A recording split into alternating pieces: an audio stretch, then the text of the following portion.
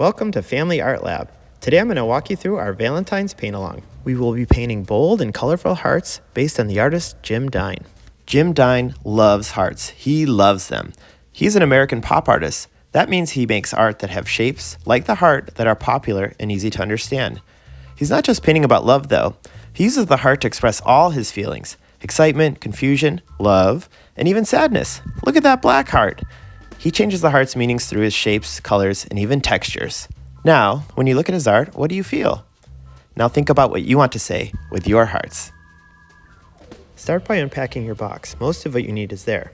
You'll have a reference, tempera paints, canvas, pencil, an assortment of paintbrushes, water, foil for mixing paints, paper towel, and 2 templates. Line up the longer cardboard template on the left side of the canvas to draw a vertical line up and down. Now, line that same template on the right side of the canvas and trace another vertical line.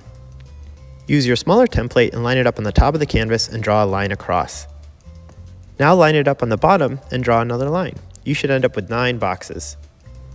In each box, draw a heart with your pencil. Each heart can be different sizes, shapes, even multiple hearts in the same box. We are going to first paint the hearts. Use your smallest brush to fill them in. You can use more than one color in each heart. Try and stay in the lines. If you change colors and end up washing your brush, be sure to dry it off. Continue filling in the hearts using different colors. Remember that white and red make pink. Use a foil sheet for mixing new colors. Let the hearts dry when you're done. Once the hearts are dry, add color to the background with the larger brush. Each square can be different. Try mixing in different colors together to make new colors. For a final touch, add bold strokes of paint to the hearts and to the background.